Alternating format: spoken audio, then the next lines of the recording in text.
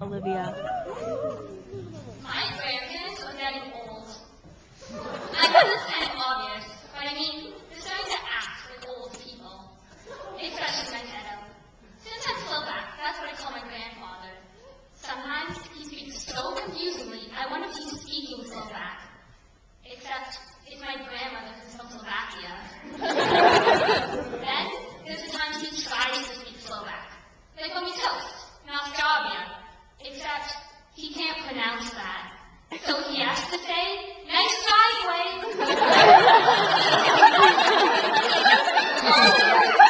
Always mixes up what he's saying.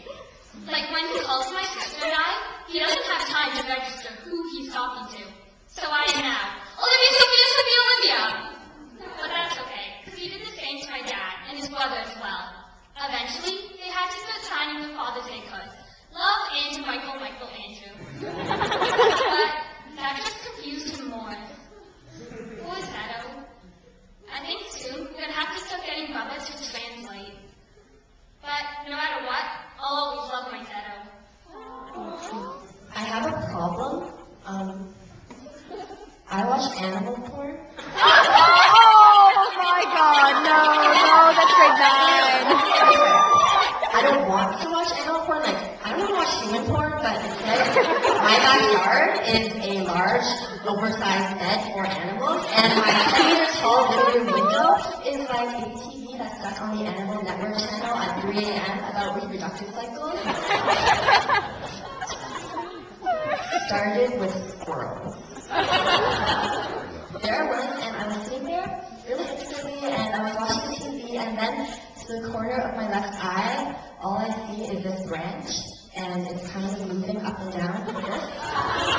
And then I turn a little bit more, and all I see is this giant brown fur ball, and it's making even more like larger up and down movement. And I first thought it was just a really fat squirrel that was trying to eat something, but it was actually 2 squirrels. And they were making babies.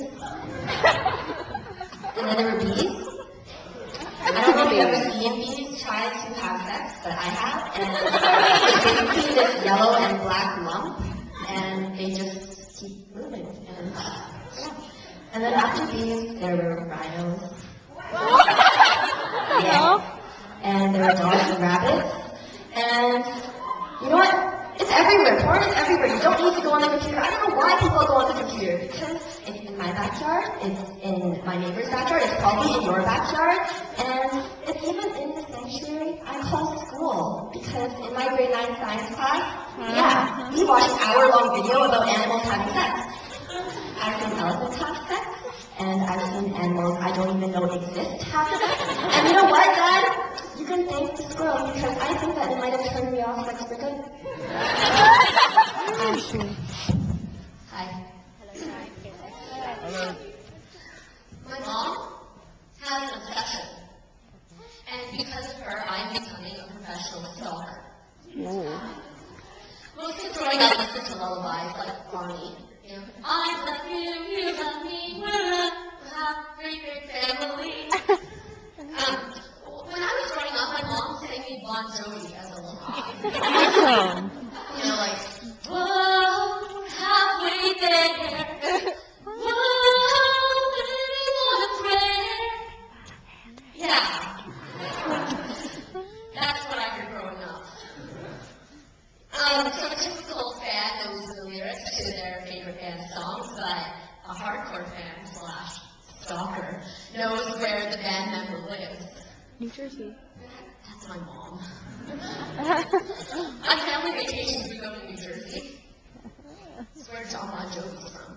Hells yeah. Class discussions on what we did for the holidays. I embarrassed myself. Actually, what did you do for the holidays? I went to Jersey. That's it. Yeah. So we would stand in front of his house, my mom and I would help him take pictures of my mom in front of his house. I know if he came out of his house, that would be great, because then it would look like they're in the picture. So if he came out of his house, there would be my mom, and there'd be John Bon Jovi together in the same picture. And my mom would hang it on her wall and say, I'm in a picture with John Bon Jovi. we got kicked off his property by his landscaper. So my mom made a plan. October 31st, Halloween night, when it isn't illegal to trespass on private property. I went trick-or-treating to his house dressed up as a ladybug so my mom would see his face. I went back as a witch. And I went back as a princess. And I went back again as a dragon. So you would expect to see pictures in a house of a family, pictures of the actual family on their wall. You know, maybe a family outing, vacation, wedding. They have a kid growing up through toddler years, middle school, high school, graduation. No, my house, we actually have pictures of Don Bon Jovi hanging on our wall. Awesome. Seeing pictures of a man you don't personally know. Doing funky little dance moves in tight leather pants.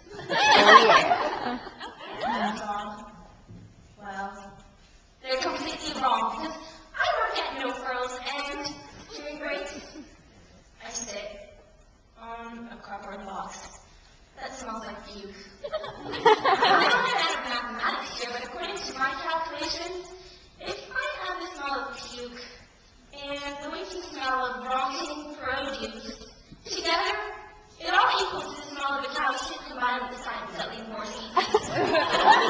But 10 times worse. Yeah. There's so many things that are wrong about No Frills, like the express lane, or commonly known to us cashier workers, the Death Express. It's where we meet all sorts of people. The weird ones, the mean ones, the nice ones, the kind ones. And did I mention the weird ones? There's one lady, she makes 30 cans of fish food. And do you know what she tells me? I'm obsessed with fish. And you know what? If I had it my way, I'd build my house into a fish bowl. Oh, God. Kill me now. Give me wings or a red or something.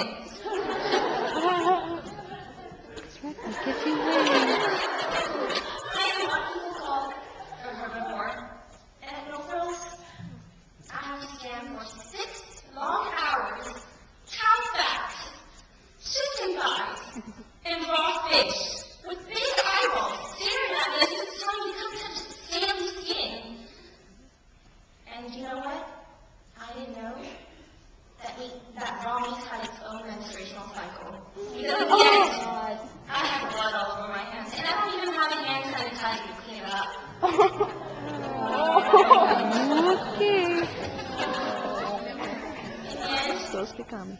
I have come to realize that there's a reason why there's a no and no frills. It means don't go there.